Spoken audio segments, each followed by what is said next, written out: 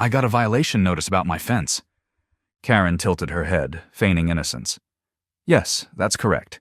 Fences are no longer permitted under the new guidelines. I scanned the room, gesturing to the dozens of fences visible through the clubhouse windows. Funny, I see a lot of fences still standing. Are they getting notices too? Her smug smile didn't even falter. Those fences were built before the policy update. They're grandfathered in. I gritted my teeth. So let me get this straight. If I had installed my fence last year, it would be fine. But because I have it now, it's suddenly illegal? Karen nodded, her grin widening like she was enjoying this. Rules are rules. The morning started like any other. Coffee brewing, birds chirping, my dog Max lazily stretching in the sunbeam by the window. But as I stepped outside to grab the newspaper, I spotted something that immediately soured my mood. A bright red notice was taped to my front door. I sighed, already knowing this was going to be some HOA nonsense. Peeling it off, I read, Notice of violation. Per Section 14.2 of the Neighborhood Aesthetic Code, all fences must comply with new HOA regulations regarding open and friendly neighborhood aesthetics. Your fence, which is in violation of this updated policy, must be removed immediately. Failure to comply within 14 days will result in daily fines of $50 per day. Sincerely, Karen McDictator, HOA President. I blinked at the paper, rereading the words. Open and friendly aesthetic? What the hell did that even mean? I glanced at my fence, a simple, well-maintained wooden privacy fence, the same one that had been here since I bought the house. Nothing fancy, nothing falling apart. Just a normal fence that half my neighbors also had. Then I noticed the wording, Updated Policy. My stomach dropped. They changed the rules. I scanned the street, my eyes landing on at least 5 other houses with fences, all standing tall, no violation notices stuck to their doors. And that's when I knew. This was targeted. Karen. I should have seen this coming. Ever since she became HOA president, she'd been on a power trip, throwing out fines like confetti at a parade. I had mostly ignored her, staying out of HOA politics. But now she was coming for me directly. Nope, not happening. Stuffing the notice into my pocket, I marched inside and pulled up the HOA meeting schedule. The meeting was held in the neighborhood clubhouse, a soulless little building the HOA loved to use for micromanaging people's lives. When I walked in, I was met with the usual crowd, a mix of annoyed homeowners and the HOA board, perched like self-important vultures behind a long table. And at the center of it all? Karen. Her blonde bob sat perfectly in place, her pearls gleaming under the fluorescent lights. She was the type of person who would report kids for playing with sidewalk chalk because it disrupted the uniformity of the pavement. As soon as the meeting opened for disputes, I raised my hand. Karen's eyes locked onto me, her smile razor-sharp. Ah, Steve, what can we do for you? I walked up to the microphone, holding up my bright red notice for the whole room to see. I got a violation notice about my fence. Karen tilted her head, feigning innocence. Yes, that's correct. Fences are no longer permitted under the new guidelines. I scanned the room, gesturing to the dozens of fences visible through the clubhouse windows. Funny, I see a lot of fences still standing. Are they getting notices too? Her smug smile didn't even falter. Those fences were built before the policy update. They're grandfathered in. I gritted my teeth. So let me get this straight. If I had installed my fence last year, it would be fine. But because I have it now, it's suddenly illegal? Karen nodded, her grin widening like she was enjoying this. Rules are rules. My fingers curled around the paper. Oh, I was about to make her regret those words. I took a deep breath, trying to keep my composure in front of the smugly assembled HOA board. I had walked into this meeting thinking maybe, just maybe, logic would prevail. That was my first mistake. I held up the violation notice again. So let me get this straight. My fence, which has been standing just fine, minding its own business, suddenly violates a rule you made up last week? Karen, sitting at the head of the table like she was presiding over a Supreme Court hearing rather than a suburban neighborhood meeting, gave me that tight plastic smile. That's correct. I exhaled sharply through my nose. Okay, fine. Let's try reason. I gestured to the many, many fences visible through the clubhouse windows. Half the neighborhood has fences. Karen's smile didn't even twitch. Those were built before the new policy. We can't ask homeowners to remove them retroactively. Uh-huh. So what you're saying is, this rule only applies to me and anyone else you feel like fining in the future. Karen blinked slowly, as if I were a toddler who just tried to argue why bedtime should be illegal. It applies to any new fences. Right. Got it. New fences are evil, but old fences are precious neighborhood heirlooms. Totally fair.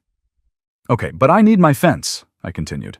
For privacy, security, and also, I don't know, so my dog doesn't take himself on self-guided tours of the neighborhood. Karen clasped her hands together like a kindergarten teacher dealing with an unruly child. We encourage homeowners to use alternatives. Invisible fences, for example. Invisible fences? I repeated deadpan. So your solution is to let my dog learn the hard way that he has an invisible boundary, while every other dog in this neighborhood enjoys their traditional visible fences? Karen nodded like that was a perfectly reasonable answer. I glanced around the room, hoping for some shred of sanity, but the other board members just nodded along like brainwashed cult members. Let's just call it what it is, I said, waving my hands around. This is ridiculous hypocrisy. You're telling me that Jim's fence over there is an integral part of our neighborhood's rich architectural history, but mine is an attack on our sacred suburban values. Karen gave me the most infuriatingly patient smile known to mankind. I wanted to flip the HOA table. Instead, I opted for sarcasm. Oh, right. Of course. My mistake, I said, nodding solemnly. Clearly my fence is a threat to society. If left unchecked, who knows what horrors might follow? A garden gnome? A bird bath? Chaos. Karen's smile grew even tighter. Rules are rules. That was it. That was her entire argument. Rules are rules! And I wanted to scream. Instead, I forced my expression into a serene, almost unsettlingly calm smile. All right, Karen, I said sweetly. You win. Karen tilted her head, momentarily thrown off by my sudden change in demeanor. Excuse me? I'll take it down, I said with a shrug, just like you asked. She squinted at me, as if trying to figure out if I was bluffing. But I wasn't. I would take down the fence, and then I'd give them something much, much worse. That weekend, I did exactly what they wanted. I took down my fence, brick by brick, post by post. Karen must have been watching from her window with binoculars, because by the time I was done, a new notice had been taped to my door. Notice of compliance. We appreciate your prompt compliance with HOA regulations. Your property is now in full accordance with the community aesthetic standards. Sincerely, Karen McDictator, HOA President. I stared at the letter. Then I smiled. See, the thing about me is, I don't like losing. And if Karen wanted to play aesthetic dictator, she had no idea what she had just unleashed. I had 2 words for her. Game. On. I'll admit it, I stewed for a bit. For about 3 days, I let myself wallow in the absolute injustice of it all. I walked out to my now exposed backyard, where my once perfectly legal fence had stood, and felt naked. My dog, Max, was just as confused and offended as I was, staring at the non-existent boundary like he had just been evicted from his own home. And of course, Karen was enjoying every second of it. Every time I stepped outside, I could feel her watching from behind her lace-curtained windows, sipping her tea like a victorious Disney villain. She probably had a scrapbook labeled HOA Victories, where she planned to document my downfall. But if Karen thought I was going to roll over and accept defeat, she was about to be very, very wrong. The loophole of the century. So one night, after one too many passive-aggressive HOA emails, I did what every reasonable person does when they need to take down a tyrant. I went down a rabbit hole of municipal zoning laws. And let me tell you, there is nothing quite as dangerous as a sleep-deprived homeowner with a grudge and unlimited access to legal documents. It turns out, While the HOA had banned fences, they hadn't thought to ban something else. Decorative structures and artistic installations are fully permitted within property lines as long as they meet safety codes and do not obstruct city property. I read it again, and then again. And then I did something that might have scared Max a little. I started laughing. I wasn't just going to get even. I was going to make history. Since a simple, practical fence was too offensive for the delicate sensibilities of the HOA, I decided I needed something far more obnoxious. Something that would be completely legal, yet so absurdly over the top that Karen and her minions would lose their minds. And then it hit me. A fortress. Not just any fortress, a medieval-style stone fortress with towers and a working drawbridge. If I was going to be villainized by the HOA, I might as well go full supervillain. For the next few days, I got to work. Blueprints and planning. I mapped out a grand vision for my property. Massive stone walls, technically reinforced concrete with faux stone panels. A wooden drawbridge leading to my driveway. Turrets on the corners, because let's be honest, what's the point of a fortress without them? As a faux moat, not real water, but maybe a decorative rock garden. Or koi fish. I hadn't decided yet. Was this excessive? Yes. Was it absolutely necessary for my personal satisfaction? Also, yes, checking legalities. I contacted the city, not the HOA, obviously, to confirm that decorative structures were allowed. The city official on the phone sounded both amused and mildly horrified by my plan, but confirmed that it was all legal. Karen had made one fatal mistake. She assumed I would follow the HOA's rules. But the city's rules? Oh, I could work with those. Gathering materials and team. I called a contractor friend who owed me a favor and explained my idea. He was silent for a long time before asking, "Are you being serious?" When I assured him I was, he simply said, "This is the greatest thing I've ever been asked to build." At this point, I wasn't even doing this out of spite anymore. I was doing it for the sheer art of it. As I finalized the logistics, I imagined Karen's reaction when she realized what was happening. I could already picture her storming out of her house, clutching her HOA handbook like it was the Constitution, screeching about how my property was ruining the aesthetic of the neighborhood. Oh, Karen, you wanted to play HOA hardball? You had no idea what you just started. By the time the construction crew arrived, I was practically vibrating with anticipation. Karen had been watching me like a hawk ever since I removed the fence, probably thinking she had won our little war. But she had no idea what was coming. A low rumble echoed down the street as a massive flatbed truck pulled up in front of my house, carrying pallets of reinforced concrete panels designed to look like stone bricks. Behind it, another truck followed, hauling wooden beams, steel rods, and a towering flagpole. I stepped outside with my coffee in hand, nodding in approval as the workers hopped out and started unloading materials. Across the street, Karen's front door flew open so fast, I thought it might come off the hinges.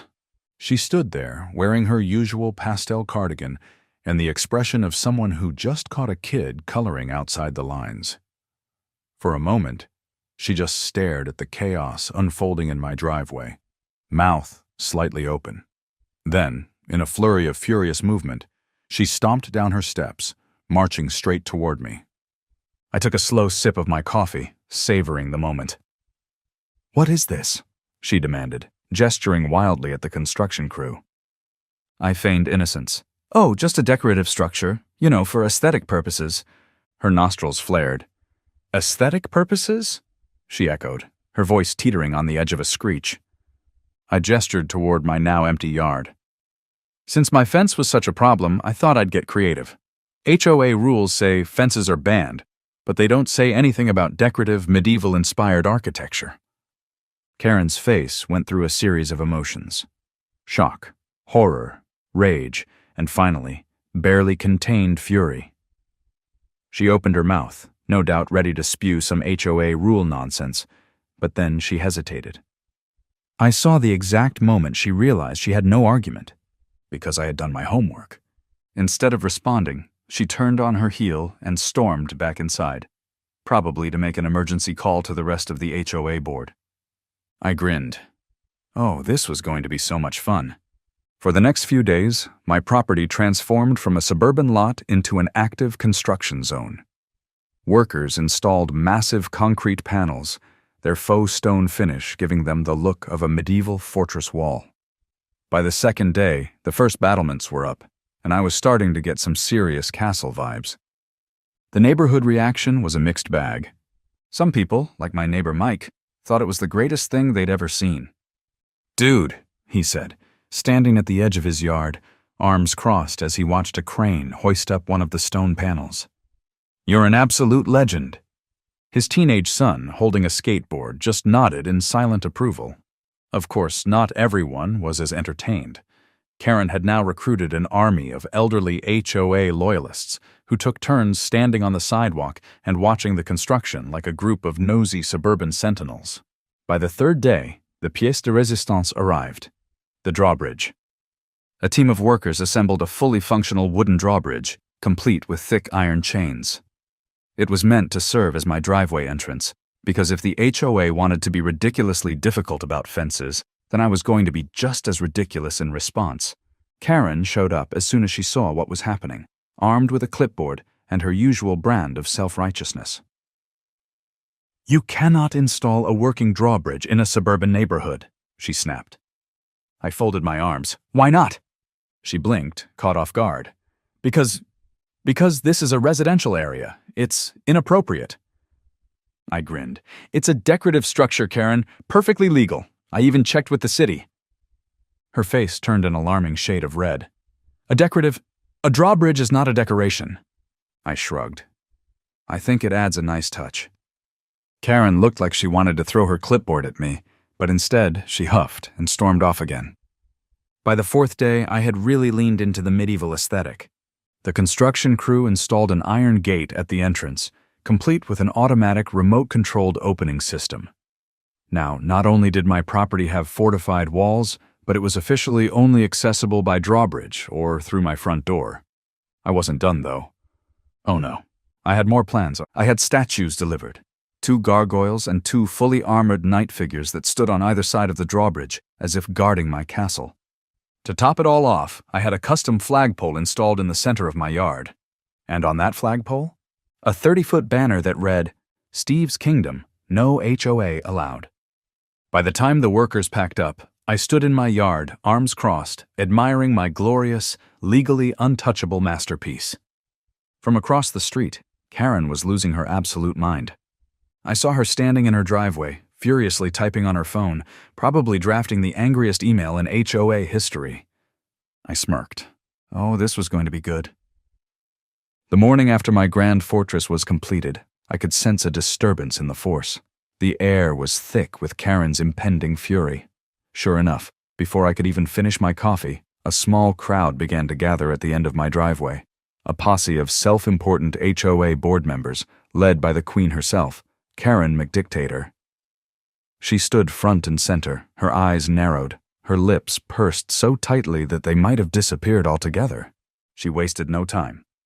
Marching up to my gate, which, by the way, looked magnificent in the early morning sun, she bellowed, "Steve, come out here immediately."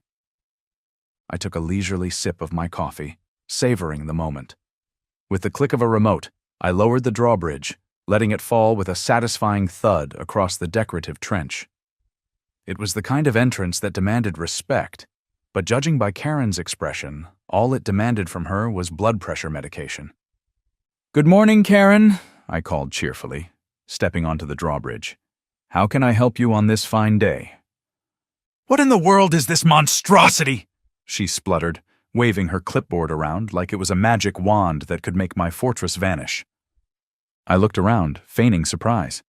"Oh, you mean my decorative structure? Isn't it lovely? I thought it added a bit of charm to the neighborhood." Karen's eyes bulged. "Charm?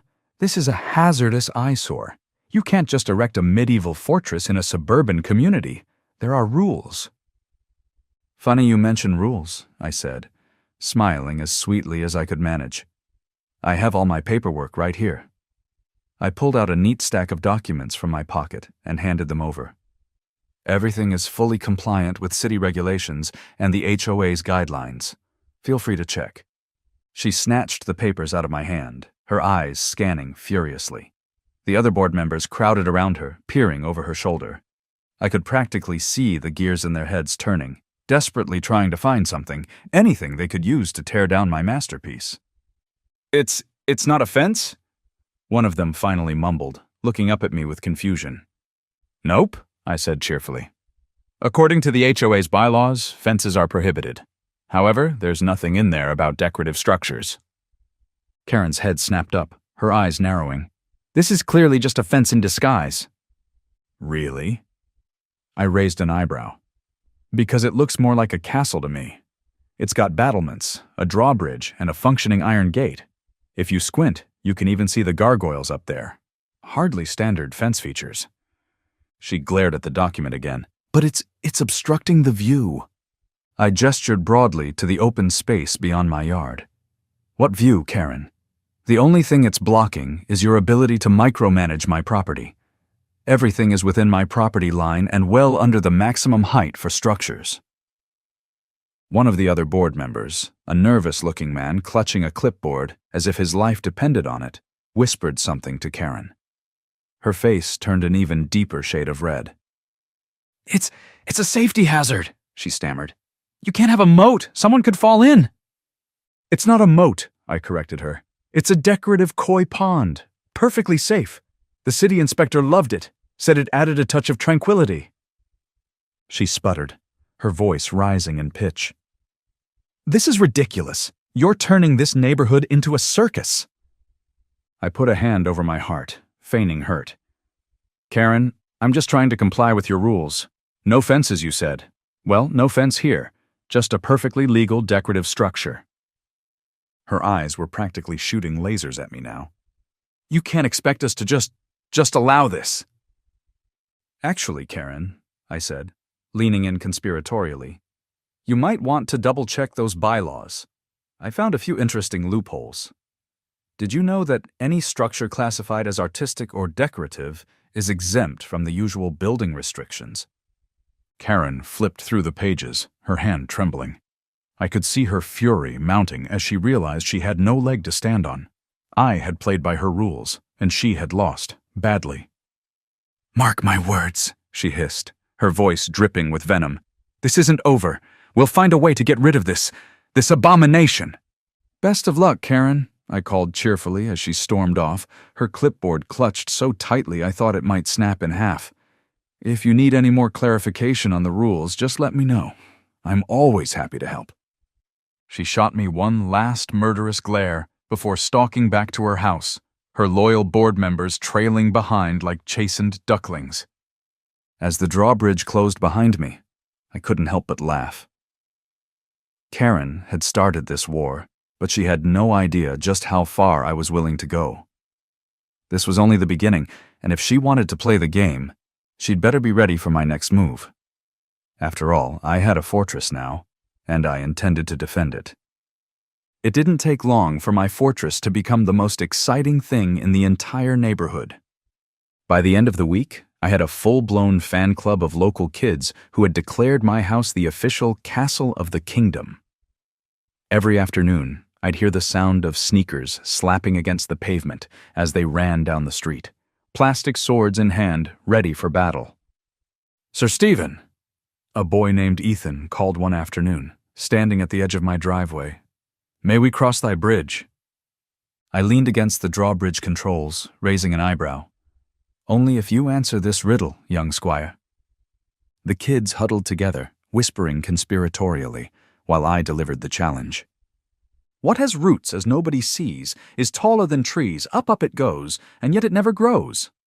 The group fell into chaos. "A beanstalk!" one kid shouted.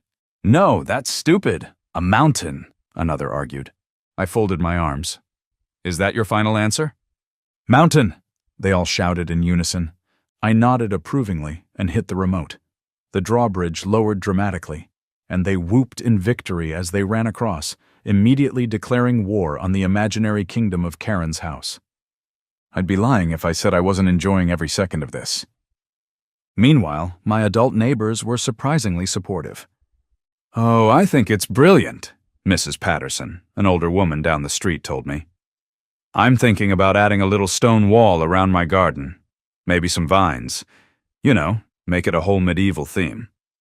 Mike, my neighbor with the skateboard son, had already started looking into adding a mini fortress of his own. "Dude," he said, grinning ear to ear, "you might have just started a neighborhood trend." And Karen? Karen was losing her goddamn mind. A week later, the HOA called an emergency meeting. They had never done that before. I arrived at the clubhouse to find an abnormally large crowd of homeowners, all whispering amongst themselves. At the front of the room, Karen sat stiff as a board, her clipboard clutched in a death grip. The moment I walked in, she shot me a glare so intense, I was surprised it didn't set me on fire. "We are here to discuss a new bylaw proposal," she announced through gritted teeth. "One that will preserve the integrity of our neighborhood." A murmur went through the crowd. Someone in the back muttered, "Integrity? We live in a cul-de-sac, not Buckingham Palace." Karen cleared her throat and slammed a paper down on the table. "Effective immediately, I propose that we ban excessive decorative structures to prevent, well, situations like this." She shot me a pointed look, as if I had committed an unforgivable crime against suburban harmony. I raised a hand lazily. "Quick question, Karen." She sighed. "What? If we're banning excessive decorative structures, does that include the 10-foot fountain on Maple Drive featuring a statue of an angel peeing into a bowl?" The room went dead silent. Everyone in the neighborhood knew exactly which fountain I was talking about. One of the board members, an elderly man named Frank, shifted uncomfortably in his seat. That was a wedding anniversary gift." I shrugged. Cool. And the giant inflatable holiday decorations people put up? Those gotta go too, right?" "Now hold on," someone else said. "I like my Santa riding a T-Rex display." "Yeah, and what about the pink flamingo yard? That's been here for years." Karen's eye twitched. The very foundation of her argument was starting to crumble. I smiled sweetly. "So let me get this straight. A literal fountain of an angel peeing is fine, but my fortress isn't?" The HOA board members muttered amongst themselves, realizing that if they banned my fortress, they'd have to ban a whole lot of other stuff too. Finally, Frank sighed. "Maybe we're being too hasty." Karen's face turned a shade of red I had never seen before. I could tell she was about to explode, but she held it together just long enough to pull out her trump card. "If this monstrosity is really so great," she hissed, "then let's see what the city inspector has to say about it." The crowd gasped dramatically, like we were in some kind of daytime soap opera. I just smiled. "Oh, Karen," I said, shaking my head, "you really don't know when to quit." The morning of the inspection, I was feeling great. I had my coffee in one hand, a bag of dog treats in the other, for Max, who had taken to patrolling the fortress grounds like a true noble steed, and a front row seat to Karen's slow descent into madness. At precisely 9 a.m., a white city vehicle rolled up to my driveway.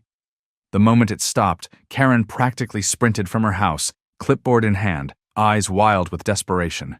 She looked like someone who had spent the night furiously Googling every possible law in the hopes of finding a way to crush my dreams.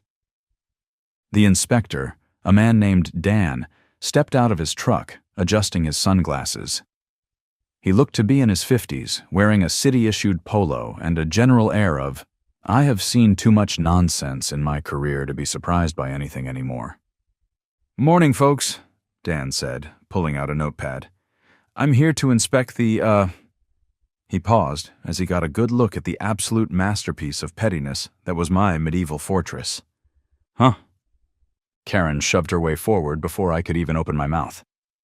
"This," she declared, waving dramatically at my property like a magician revealing a dead rabbit, "is a direct violation of community safety standards.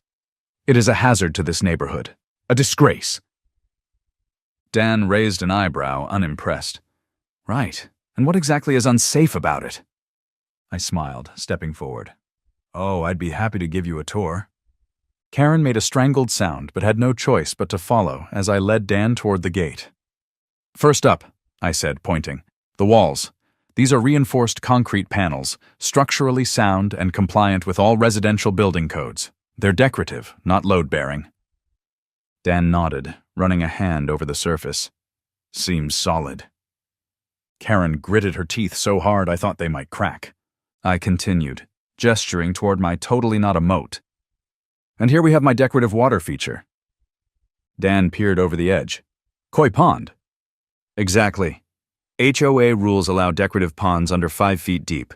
This one, 4 feet, 11 inches. I grinned. "Perfectly legal." Karen's face twitched violently. Dan scribbled something down in his notebook, nodding. "Looks nice." Karen made a noise somewhere between a snarl and a dying cat. "And finally the driveway." I pressed the remote, and with a satisfying clunk, the drawbridge slowly lowered into place. Dan stepped onto it, bouncing his weight a little. "Huh, this is actually pretty sturdy." "Absolutely," I said. "Built to support vehicle weight, installed with a pulley system, and classified as a decorative driveway feature." Dan nodded. "Yep, looks compliant to me." Karen whipped around to face him, eyes wide in horror. "What?" Dan shrugged. "Everything here meets residential zoning codes. It's creative, but it's legal." He turned to me and smiled. "Honestly, this is one of the coolest things I've seen in my job. I kinda love it." Karen exploded. "You can't be serious!" she shrieked. "This is a disgrace, a joke, a perversion of our neighborhood aesthetic." Dan sighed heavily, rubbing his temples. "Ma'am, nothing here is illegal. He's following the rules, just creatively." Karen looked like she was about to collapse from sheer rage. I decided to pour a little salt on the wound. "Oh, before you go," I said, pulling a printed photo out of my pocket, "can you confirm whether this giant angel fountain on Maple Drive is also considered a decorative structure?" Dan took the photo and immediately groaned. "Oh, God, I did an inspection on that thing years ago. Hideous, but technically legal." I smiled at Karen. "So is my fortress." Karen made a choking noise, spun on her heel, and stormed off without another word. Dan just chuckled. "Well, this has been a great start to my morning." At this point, Karen had officially lost the war. She had no legal leg to stand on, no HOA rule to wield against me. I thought maybe, just maybe, she would accept defeat gracefully. But no, Karen didn't do graceful. A few nights later, my security cameras caught her sneaking onto my property. I sat in my living room, watching the live feed in disbelief and pure joy as she crawled through my landscaping like a raccoon. Clipboard in one hand, phone flashlight in the other, she was clearly searching for some kind of violation she could report. Then the best part. She reached the drawbridge chains and started tugging on them, as if she could somehow prove they weren't properly installed. And then, oh, the karma. The motion-activated sprinklers turned on. Karen let out a scream straight from a horror movie, scrambling backward, slipping in the wet grass, and face-planting directly into my koi pond. I laughed so hard I nearly fell off my couch. By morning, I had already uploaded the footage to our neighborhood Facebook page with the caption, "Just a friendly reminder, the castle grounds are closed after dark. Trespassers may face unexpected consequences." The reaction was glorious. Over 200 likes. Neighbors roasting her in the comments. Someone made a meme out of the moment she fell into the pond. And the final nail in the coffin? At the next HOA meeting, the board held a vote to remove Karen as president. Turns out, people weren't thrilled about having a leader who trespassed on private property and nearly drowned in a koi pond. It was a landslide decision. As she gathered her things and stormed out of the clubhouse, red-faced and seething, I caught her eye and gave her a small, victorious wave. "See you around, Karen." She didn't respond. A week later, a for sale sign appeared in front of her house. And me? I spent the evening on my drawbridge, sipping a well-earned beer, watching as my kingdom flourished, Karen-free.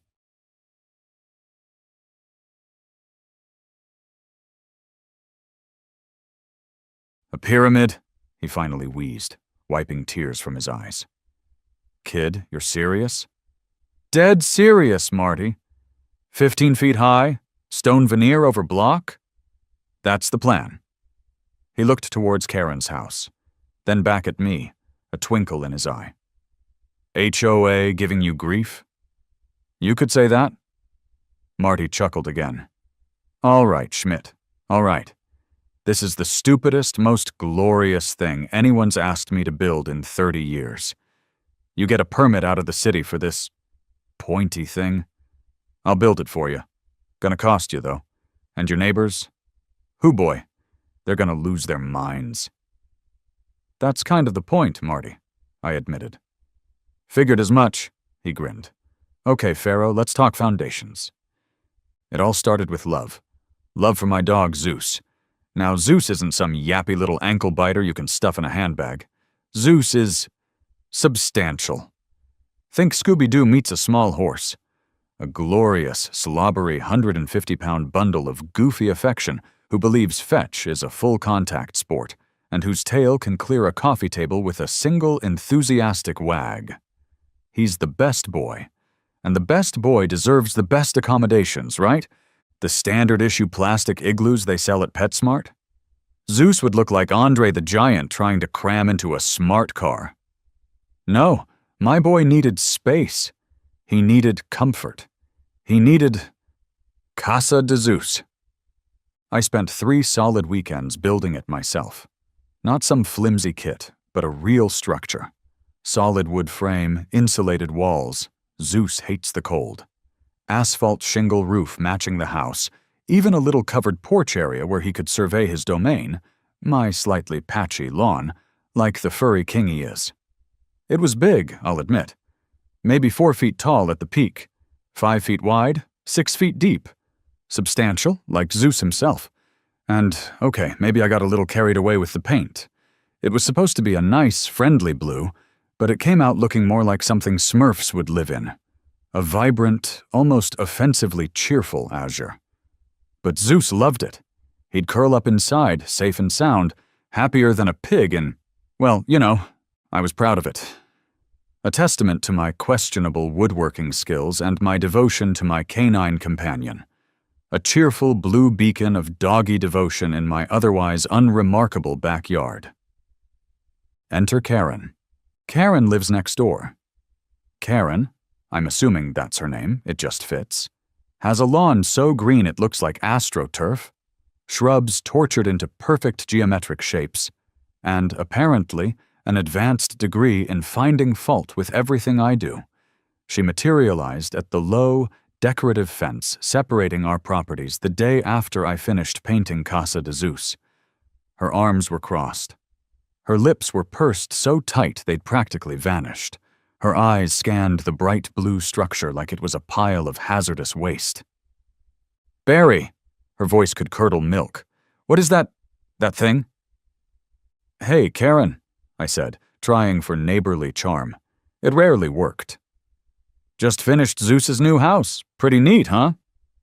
Neat? She scoffed, recoiling slightly as if the blue paint might be contagious.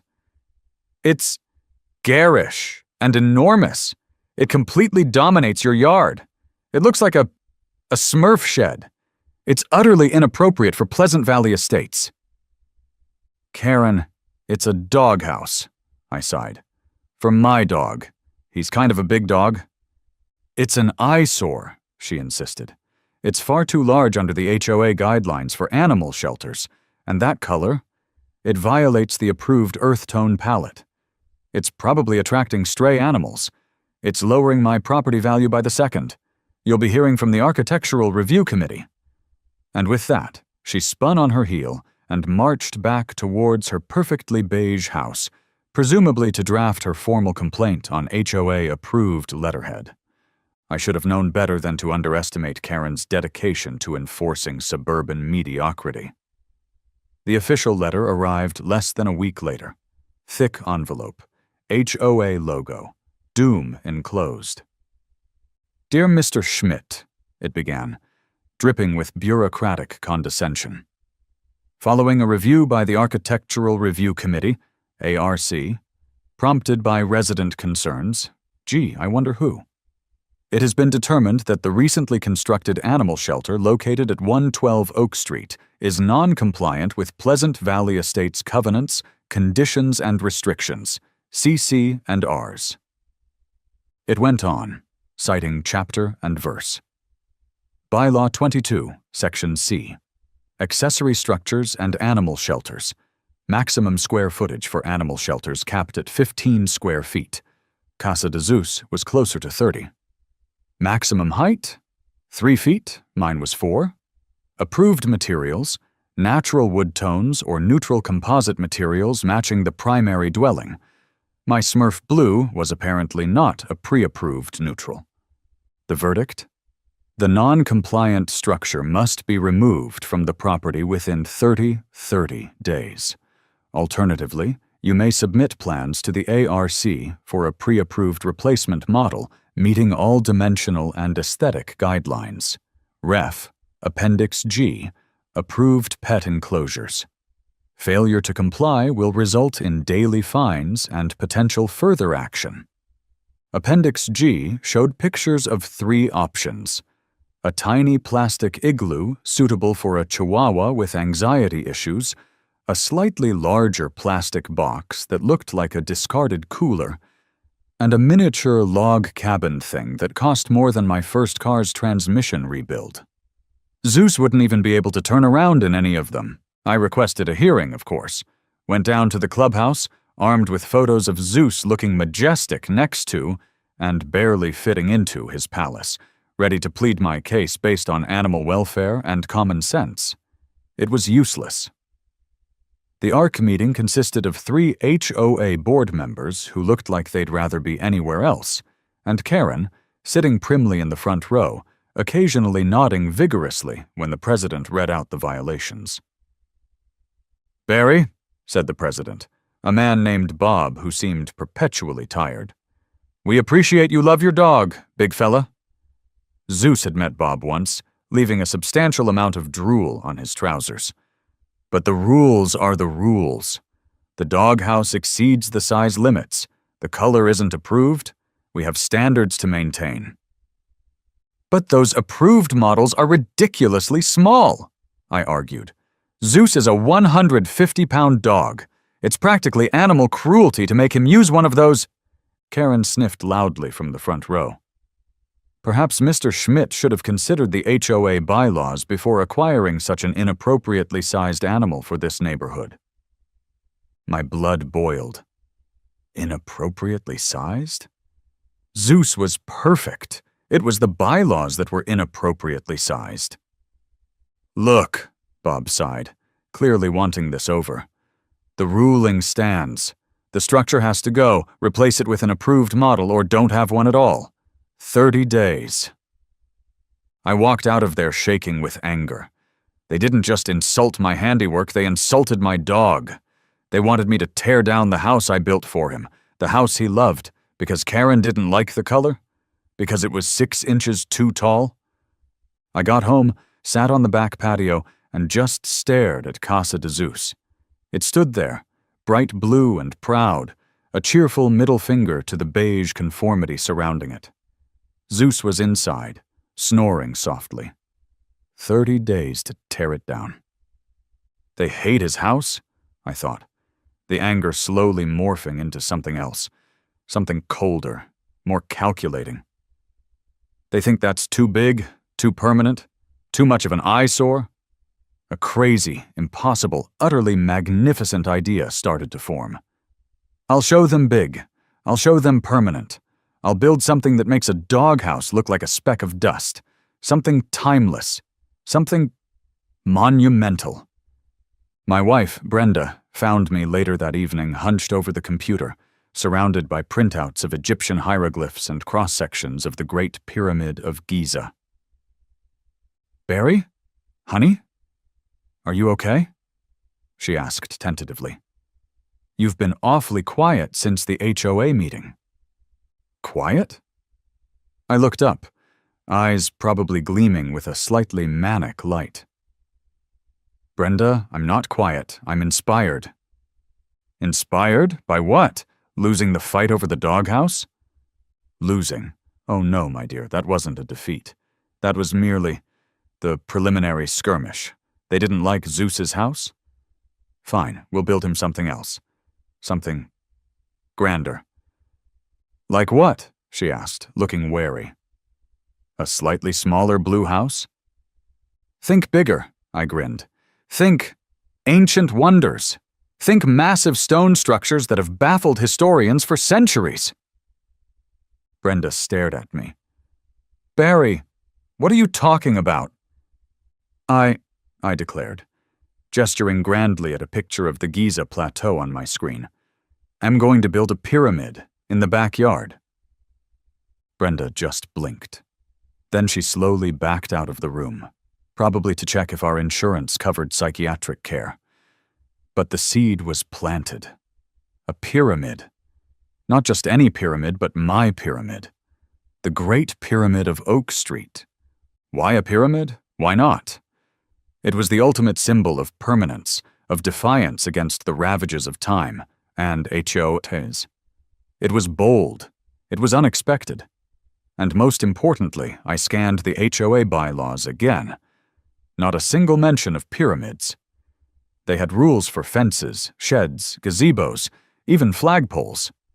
Nothing about 15-foot-tall, multi-ton replicas of ancient Egyptian tombs. Loophole. Maybe. Probably not, but it was fun to think so. The research phase became an obsession. Forget work spreadsheets. I was calculating slope angles, researching stone veneer options, looking up local concrete suppliers. How big could I realistically go? My backyard wasn't huge. A 15-foot peak seemed ambitious, but achievable. Maybe a 20 by 20-foot base?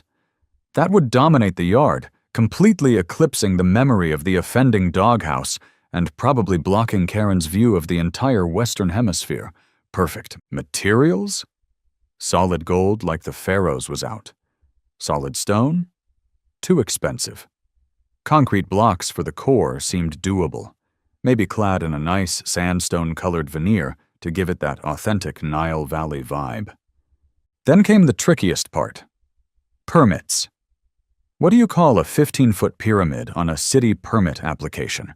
You can't exactly write tomb for dog's ego and spite.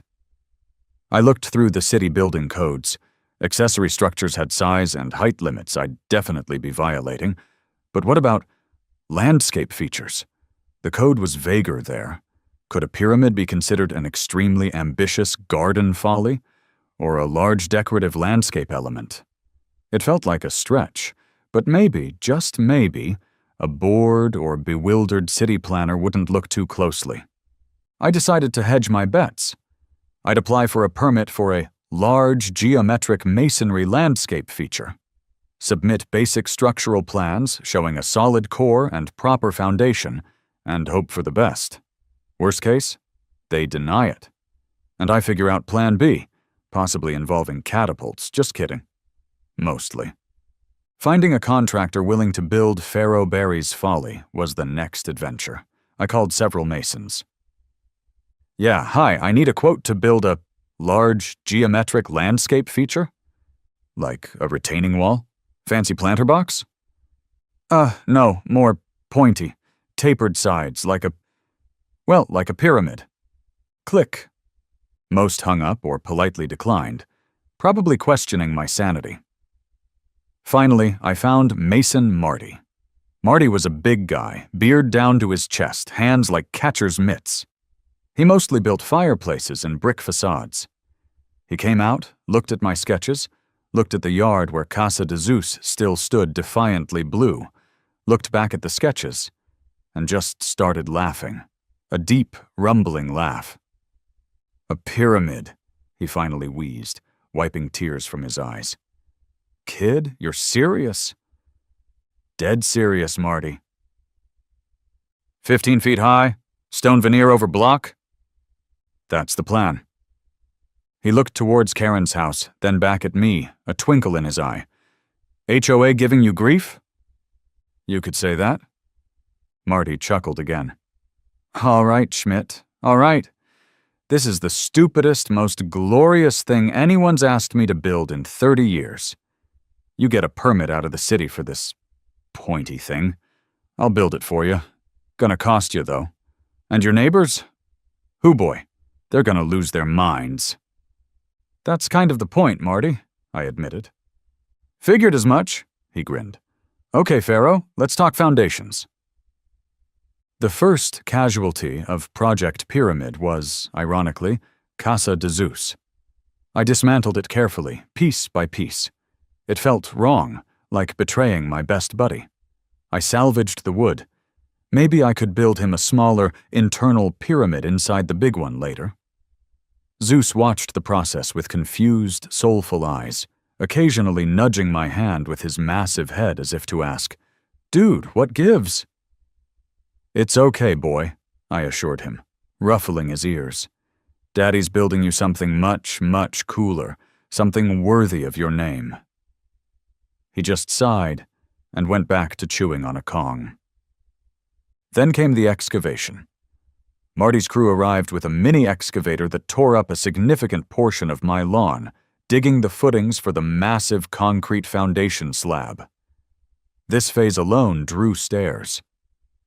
Henderson from 3 doors down, the other Henderson, not my nemesis, actually stopped his power walking to ask if I was putting in an underground bunker. "Something like that," I yelled back over the machine's roar. Karen just watched silently from her window, phone likely already glued to her ear, reporting suspicious excavation activity to the HOA hotline. The concrete pour was an event. A huge cement truck navigated carefully down our quiet suburban street, its chute extending over my fence like some prehistoric beast delivering gray sludge. The crew worked quickly, smoothing the massive square slab. This, more than anything, signaled that whatever I was building, it wasn't temporary.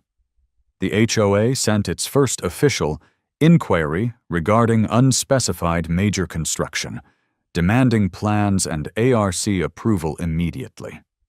I sent back a copy of my city permit for the large geometric masonry landscape feature, highlighting the city's stamp of approval and politely omitting any mention of the ARC.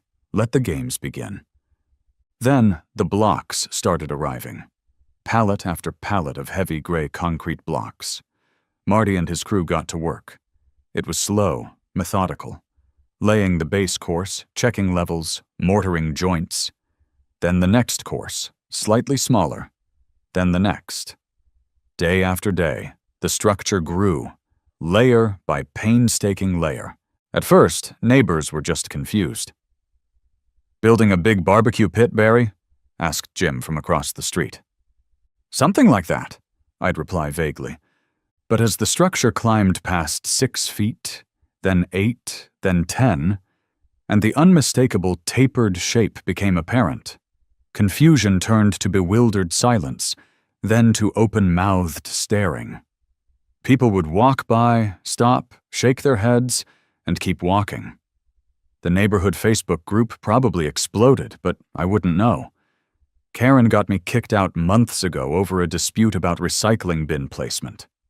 Karen herself was a constant presence.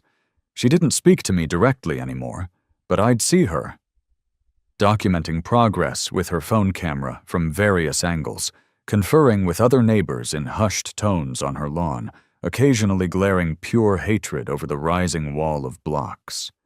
The HOA letters became more frequent, more frantic. Urgent, demand for plans and ARC approval. Warning, potential violation of height restrictions. Notice, unauthorized structure. I filed them neatly in a folder labeled Karen's Complaints. Code enforcement paid its first visit around the 10-foot mark, undoubtedly prompted by a flood of calls. A young, earnest-looking inspector arrived, clipboard in hand. "Mr. Schmidt, City Code Enforcement, we've received, several calls regarding the structure. Your building?" He looked from his clipboard to the half-finished pyramid and back, his expression a perfect blend of confusion and disbelief. "Ah, yes," I said brightly, producing my permit. My large geometric masonry landscape feature, following the approved plans precisely. Foundation passed inspection last week, remember? The inspector frowned at the permit, then at the structure. It just seems rather large, sir, and pointy for a landscape feature. It's a bold statement, I declared, very minimalist. He walked around it, tapped a few blocks, measured the setback again. Well, he said finally, scratching his head, the permit is approved for a landscape feature of these dimensions, and the foundation met code. Structurally, it seems okay so far. Just try to keep the construction debris contained, okay? He made some notes, looking deeply uncertain about what box to check on his form, and left. Round 2 to Farrowberry. Marty and his crew kept working, mostly unfazed by the neighborhood drama. They were professionals, laying blocks, checking lines, mortaring joints. They probably thought I was nuts, but they never said so directly. Though I did overhear one of the younger guys muttering, "Pyramid in Ohio, now I've seen everything." Finally, the block core was complete, tapering majestically, or ridiculously, to a blunt point about 15 feet above the ground. It was massive. It was gray. It was undeniably pyramid-shaped. Now for the finishing touch, the stone veneer. Another round of deliveries, this time pallets of thin sandstone-colored manufactured stone. This process was slower, more artistic, as Marty's crew carefully mortared each piece onto the blockwork, creating the illusion of ancient, weathered stone.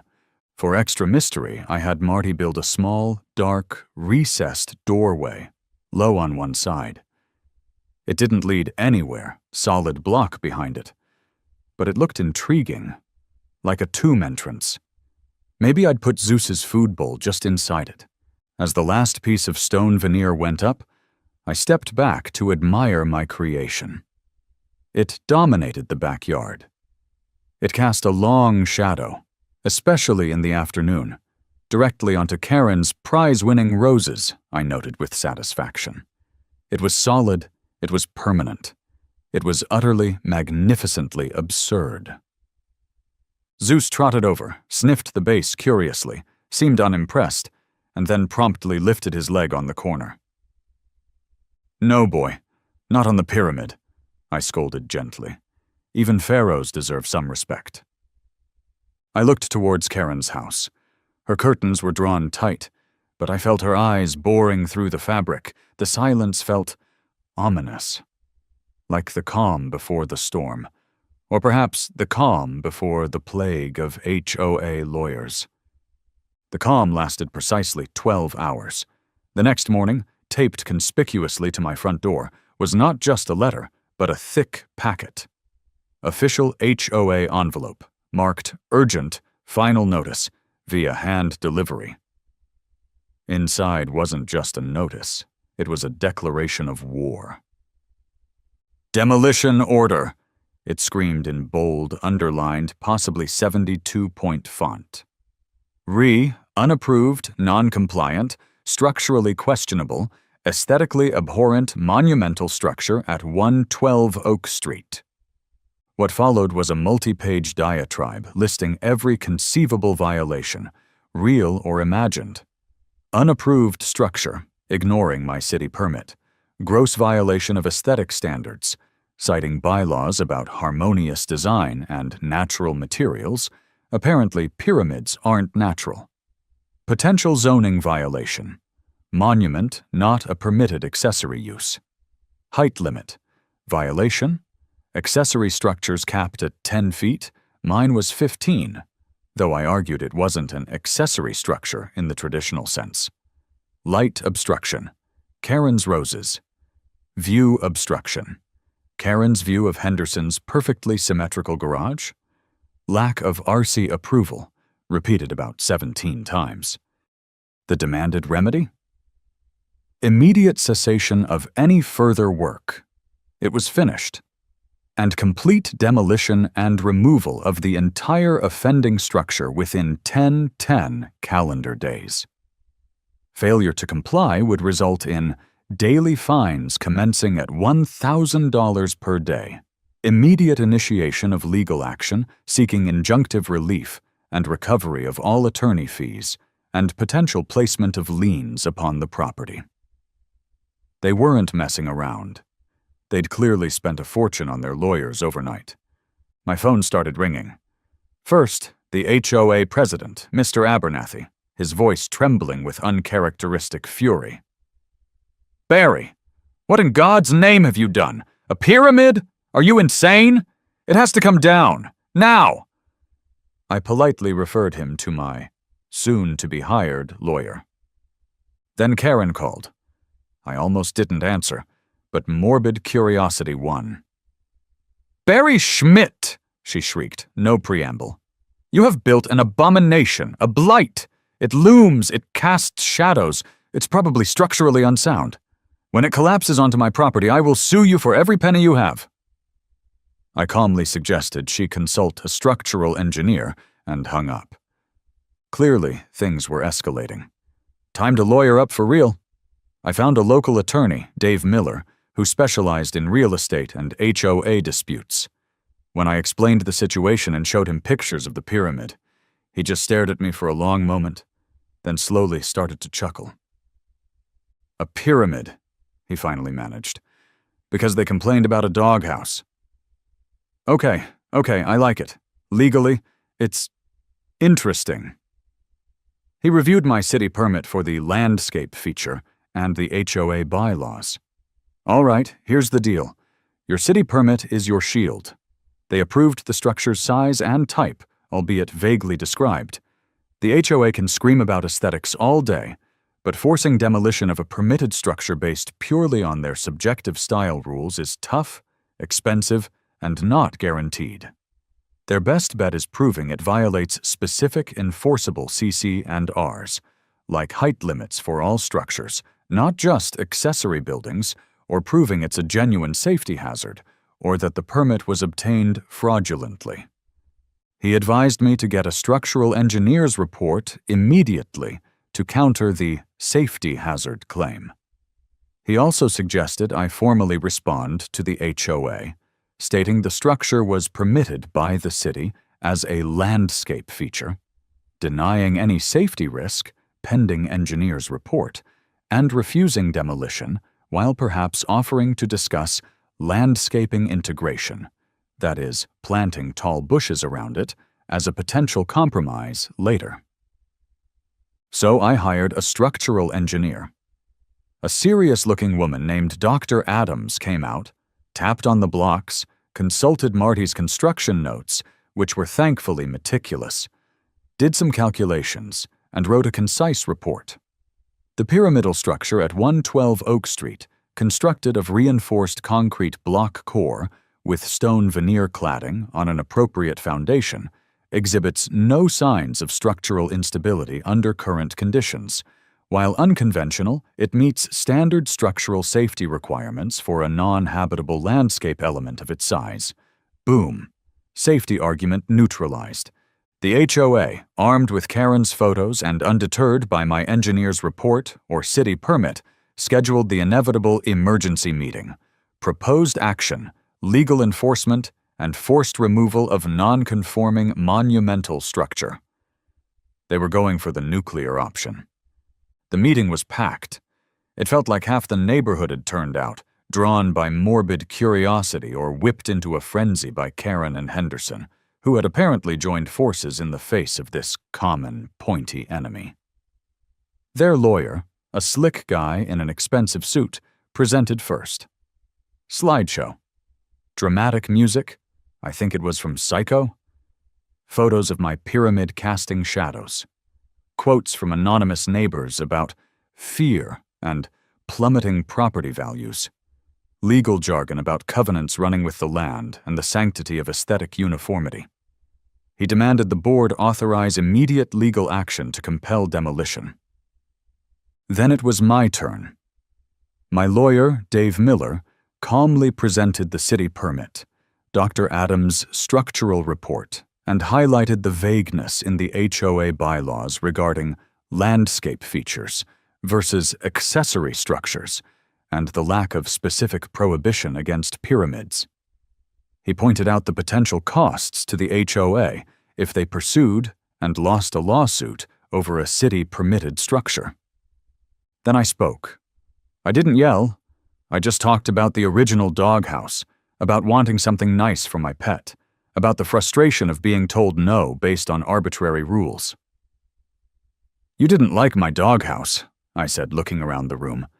"So I built something else, something permanent, something the city approved.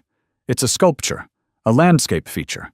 Maybe it's unconventional, but it's structurally sound, and it's on my property. Is it really harming anyone, or does it just offend your sense of sameness?" Karen jumped up. "It's harming my property values. It's blocking my sun. It's hideous." Henderson chimed in. "It's structurally questionable, engineer report notwithstanding. What if there's an earthquake?" "We live in Ohio, Henderson. Earthquakes aren't exactly top of the worry list." The debate raged. People took sides. Some defended my property rights, others decried the monstrosity. The board looked increasingly stressed, caught between angry residents and the threat of costly, uncertain litigation. The HOA meeting ended, predictably, without a clear resolution, but with a definite shift in the atmosphere. The sheer cost and legal uncertainty of trying to force the demolition of a city-permitted structure, backed by an engineer's report, clearly gave the board pause. The motion to immediately file for a demolition injunction failed, narrowly. Instead, they voted for the fallback position. Fines. Massive, punitive daily fines for every conceivable aesthetic violation, the unapproved style, the height, the sheer audacity of pyramidness. And they instructed their lawyer to continue exploring legal avenues short of immediate demolition, which basically meant sending me increasingly threatening letters. So began the Great Pyramid Standoff. The fines piled up. I received daily notices, each more creatively worded than the last. Violation, failure to maintain horizontal roofline. Violation, excessive pointiness. My lawyer fired back letters challenging the basis of each fine, citing the permit and the lack of specific bylaw prohibition. It became a war of attrition fought via certified mail. Meanwhile, life in the shadow of the pyramid continued. Zeus, utterly unfazed by the architectural drama waged in his name, loved napping in the cool shade cast by the 15-foot stone structure. I have to admit, it was impressive shade. I put my lawn chair back there, cracked open a beer, and found it surprisingly peaceful, despite the looming presence. The neighborhood settled into a state of bewildered acceptance, punctuated by Karen's occasional glares and Henderson's loud sighs whenever he was forced to gaze upon my creation. Some neighbors warmed up to it. Mrs. Gable brought over cookies, for sustenance during your ongoing situation, dear. The kids on the block started referring to my house as the Pyramid House, and I occasionally saw them trying to scale the lower levels. I had to put a stop to that quickly, liability waivers notwithstanding. Stan thought I should install hieroglyphics, or maybe a sarcophagus-shaped mailbox. I considered it. The legal battle dragged on for months, mostly consisting of lawyers exchanging expensive letters. Eventually, facing mounting legal fees themselves and the dawning realization that forcing demolition was a long shot, the HOA blinked. Or at least they squinted really hard and offered a compromise through gritted teeth. The deal, brokered by our lawyers after much haggling, was this: all outstanding fines would be waived. I would agree not to add any further non-traditional architectural embellishments. No sphinxes, alas. I would also agree to plant significant screening landscaping, that is, fast-growing, HOA-approved shrubs, around the base to soften its visual impact. In return, the HOA would cease all legal action and grudgingly accept the pyramid as a pre-existing, permitted, non-conforming landscape feature. Basically, they agreed to leave my pointy thing alone if I promised not to build anything weirder and tried to hide it behind some bushes. I took the deal. Planting shrubs was a small price to pay for peace and avoiding bankruptcy. So, the Great Pyramid of Oak Street still stands. It's partially obscured by some rapidly growing arborvitae now, but peek through the leaves, and there it is. 15 feet of solid, stony defiance. Karen still avoids my gaze. Henderson moved away last year, unrelated, apparently, but I choose to believe the pyramid's silent judgment finally broke him. Was it worth it? The stress? The small fortune spent on concrete, stone veneer, lawyers, and now excessive shrubbery? Objectively? Probably not. It was a ridiculously oversized, disproportionate response to a complaint about a blue doghouse. But subjectively, sitting here in my backyard, in the cool, triangular shadow of my own personal wonder of the suburban world, watching Zeus nap peacefully near the mysterious, still non-functional entrance. Yeah, it was worth it. Because sometimes you just have to stand your ground. Sometimes you have to build your pyramid. And sometimes the best way to deal with people complaining about your doghouse is to give them something really monumental to complain about. Now, if you'll excuse me, I think I need to go trim those shrubs. Got to maintain community standards after all.